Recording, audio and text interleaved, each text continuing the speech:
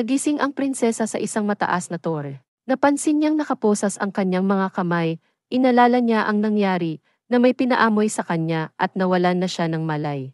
Tumingin siya sa paligid kahit nahihilo pa ito, may nakita siyang malaking bintana. Nagtungo siya doon at nakita niya na nasa isang mataas siya na tore.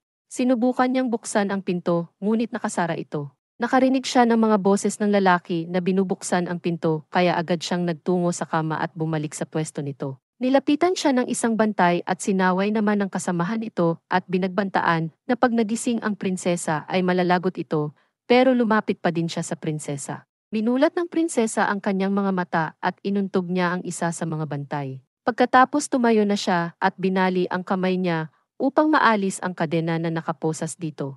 Nagulat ang mga bantay nang maalis niya ito.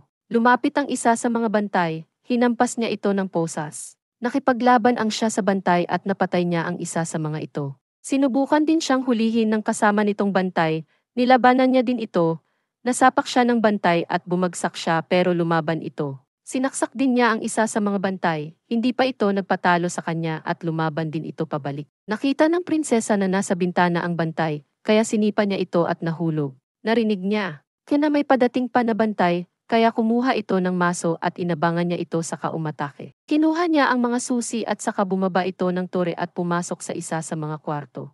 Binuksan niya ang bintana at nakita ang pamilya niya na nakaluhod at nakatali. Bihag sila ni Julius. Sinisi niya ang kanyang sarili sa nangyari sa kanyang pamilya. Naalala niya ang sinabi ng ama noong araw na ikakasal siya kay Julius. Ngunit tinanggihan niya si Julius sa araw na iyon at umalis. Tumayo na siya at nagtago sa paliguan dahil may pumasok sa banyo upang umihi. Pag-alis ng taong iyon ay lumabas na din siya sa may paliguan at naghanap ng labasan palabas ng kastilyo nang nakasalubong niya ang taong umihi sa banyo. Sinakal siya nito at itinaas, pinukpok naman niya ang ulo nito at binitawan siya. Napalaban siya sa kaaway nang ilabas nito ang malaking sandata. Lahat ng atake niya ay baliwala lang sa kalaban dahil sa lakas nito. Sa paglalaban nila umakyat siya sa ulo ng kalaban at tinanggal ang maskara para isaksak sa ulo nito hanggang sa matumba ito. Habang hawak niya ang maskara, naaalala niya si Line na nagturo sa kanya kung paano lumaban. Habang nakita naman ng mga tauhan ni Julius ang bangkay ng isang bantay na sinipa ng prinsesa palabas ng tore. Inutusan naman ni Cor ang isa sa mga tauhan niya na tingnan ang prinsesa sa tore. Nakapunta ang prinsesa sa isang kwarto upang doon magpahinga at magtago. Pinunit niya ang damit nang makarinig ng ingay mula sa labas. Nagtago agad siya sa likod ng pinto at kumuha ng kahoy. Pagpasok ng mga tauhan ni Julius ay agad siyang umatake at sinaksak ang mga tauhan ni Julius. Habang nakipaglaban naman siya sa isa pang kasama nito, tinali siya ng prinsesa at tinanong kung ano ang ginawa ni Julius sa pamilya niya. Ngunit hindi ito nagsalita at ininsulto ang pa siya na hindi naman siya marunong gumamit ng crossbow. Nang tumayo ang isa sa mga kasama nito ay tinamaan nito ng prinsesa at saka ulit humarap sa bantay na nakatali. Hindi ito nagsalita kaya pinatay niya ito. Nasa likod naman ang inutusan ni Cor na sundalo. Ang prinsesa hindi agad ito nakaalis sa pagkasabit niya sa bintana. Doon na siya nagpahinga. Nang umalis na ang inutusan ni Cor ay lumabas na agad siya. Habang lahat ng sundalo ay naghahanap na sa kanya sa tore.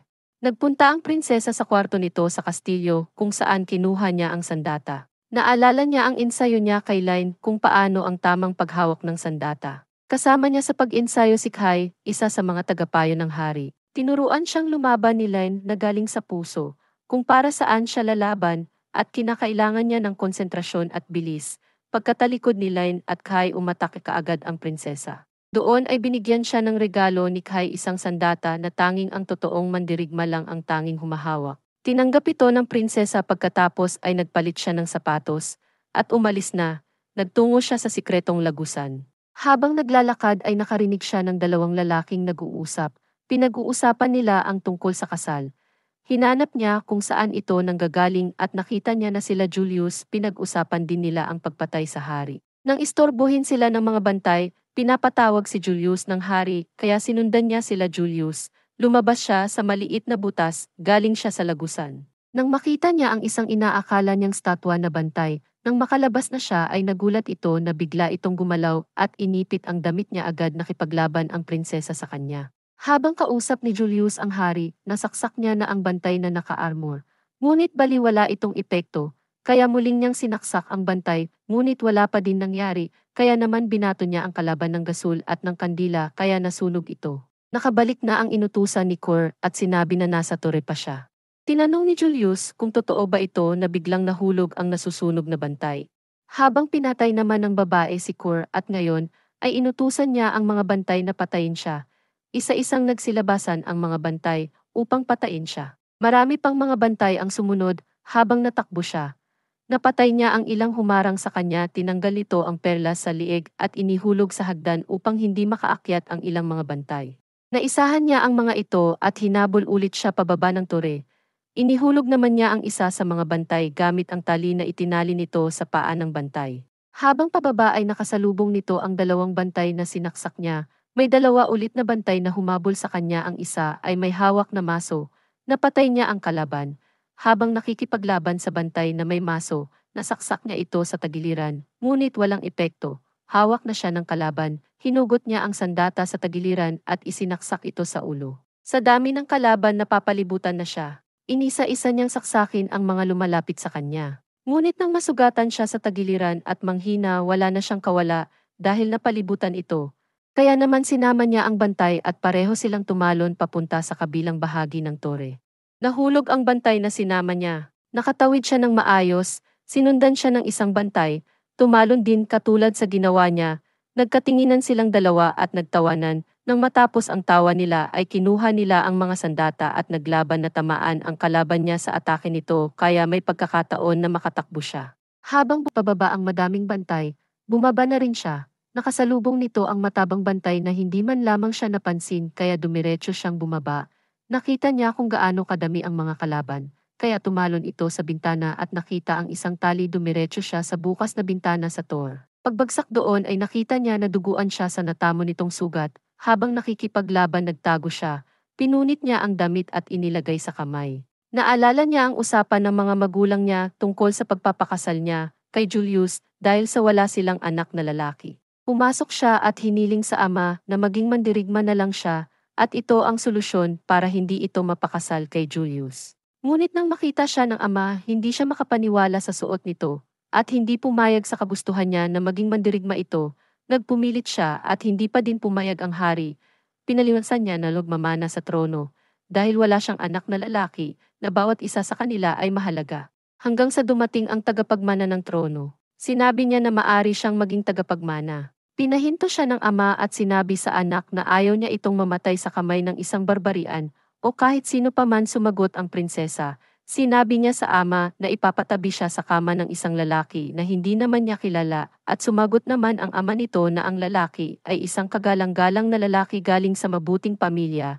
Dagdag pa ng ama na iniisip lang ng prinsesa ang sarili niya at na matutunan niya din na gampanan ang tungkulin nito dahil sa kanya nakaasa ang kinabukasan ng kaharian nila. Pagkatapos ay umalis na ang hari. Narinig ng prinsesa na may pumasok sa loob para buksan ang kortina kung saan siya nagtago. Inatake niya ito at nakitang si Lin ito. Tinanong niya si Lin kung ano ang ginagawa niya doon at sinabi ni Lin na pumunta siya para gamutin ang mga sugat niya. Tinanong ng prinsesa kung ano ang nangyari at sinabi ni Lin na dumating si Julius ng gabi at nang walang nakakaalam, kahit na ang mga bantay sa kaharian nila ay pinagpapatay ni Julius, nakatakas si Lin kasama ng ilan. Sinisisi ng prinsesa ang sarili sa nangyari sa kaharian at sinabi ni Lin na hindi makakatulong kung mag-iisip siya. Nagplano sila na dumaan sa kusina para makatawid sa kanal patungo sa pamilya niya upang iligtas sila. Pinaalalahanan siya ni Lin na focus at mahabang pasensya. Tinawag niya ang kusinero at pinaalis niya ito.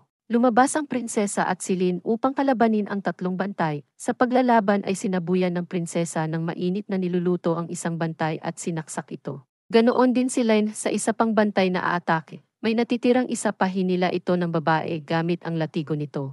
Hinarap ito ng prinsesa at ni Lin, napatumba ng babae si Lin. Nang puntahan niya si Lin, ay nakuha niya ito sa liig. Habang nabitaw na ng prinsesa ang sandata niya, nasipa ni Lin ang babae at nabitawan ito ang latigo. Nakatakas ang prinsesa at si Lin, ngunit babalik si Lin upang pigilan ang babae. Habang ang prinsesa naman ay ililigtas ang pamilya niya, ayaw iwan ng prinsesa si Lin, ngunit sinabi ni Lin na magtiwala lamang ito sa kanya. Nakarating sa kanal ang prinsesa. Habang hinarap ni Li ang babae, Nakita ng prinsesa na may tatlong bantay, nilapitan niya ang mga ito. Kinuha ang inumin nila at ininom ito pagkatapos uminom ng prinsesa dumighay siya at nagtawanan ang mga bantay. Pagkatapos ay nilabanan nila ang prinsesa. Lahat ng bantay ay napatay ng prinsesa at nagulat naman ang hari sa nakita niya kung ano ang ginawa ng prinsesa. Nakalabas na ang pamilya nito. Habang tumataka sila ay may sumapak sa mukha ng prinsesa at nawalan ito ng malay. Paggising nito ay nahihilo pa siya. Pumasok sila Julius at ang babae kasama si Lane. Hinawakan ni Julius ang mukha ng prinsesa at kinagat siya nito, sinampal naman siya ni Julius. Dahil ayaw magpakasal ng prinsesa kay Julius ay binabalak nito na kunin na lang bilang asawa ang kapatid ng prinsesa. Sinipa ng prinsesa ang sandata ng bantay sa tabi papunta kay Lane upang mabaling ang pansin ng babae sa tabi ni Lane. Kinuha naman ni Lane ang kapatid ng prinsesa at tumakas paglingon ni Julius ay wala na ang kapatid ng prinsesa. Pinapatay ni Julius ang prinsesa. Tinapon ng bantay ang prinsesa sa bintana, nahulog ito sa may tubig. Naalala ng prinsesa ang lahat ng mga turo sa kanya ni Lane. Nagising ito, kaya habang siya ay nasa tubig tinanggal niya ang tali sa kamay hanggang sa makaahon siya. Naghanda naman sila Julius para sa kasal nila ng kapatid ng prinsesa. Nakasalubong ng prinsesa ang isang bantay at bago pa ito umatake, ay hinulugan na ito ni Violet ng malaking statwa na tumama sa ulo nito. Nagkita-kita sila Violet at Lane pati na ang prinsesa. Nagtungo sila sa sikretong taguan nila Lane, doon ay kumuha sila ang mga kagamitan para sa pag-atake. Nakita nila Julius at nanghari sila Lane at ang prinsesa na umaatake sa mga bantay nito habang pinapakawalan naman ni Violet si Kai. At nang mapakawalan ito ay binigyan niya ito ng punyal. Nahuli ni Julius si Violet, nakita ito ng prinsesa sa labas kaya naghiwalay ang dalawa para makapasok sa kasal. Nang makapasok na si Lane ay umatake na ito, nagsimula naman si Kai ng attack din laban sa kanila. Nagkaharap ang prinsesa at ang babae sa kanilang paglalaban ay ginamit ng prinsesa ang latigo ng babae upang mapatay ito. Binitin niya din ito gaya ng ginawa ng babae sa kanya. Sinaksak naman ni Julius si Lane at agad pumunta doon ang prinsesa. Pagpunta niya doon ay kinuha ni Kai si Lane. Habang naglaban si Julius at ang prinsesa sa paglalaban ay sinaksak ni Julius ang prinsesa sa binti nito. Nilabas ni Julius ang prinsesa sa harap ng madaming tao at ng kanyang mga magulang. Habang nagsasalita si Julius ay inaalala ng prinsesa ang turo ni Lane, pasensya at focus. Tumayo ang prinsesa at kinuha ang sandata niya na bigay ni Kai. Pagkatapos ay pinugutan niya ng ulo si Julius at nahulog ito. Kinuha ng prinsesa ang korona ng hari at binigay ito sa ama niya. Sinabi na patunugin ang kampana dahil pinanganak na ang magmamana sa trono. Binigyan niya ng basbas ang prinsesa. Doon ay sinabi ng hari na pwedeng nang mamili ng hinaharap nila ang mga babae ng kaharian. Sa huli ay inihalal ang prinsesa na tagapagmana sa trono. Nilapitan niya si Lane na nakaligtas. Napasa kanila uli ang kaharian. Dito na nagtatapos ang pelikulang recap movie. Mag-subscribe para sa higit pang mga iba't ibang videos mapapanood ninyo. Paki-on ang mga notification at mag-iwan ng like para matulungan ang channel. Maraming salamat sa panonood. God bless everyone.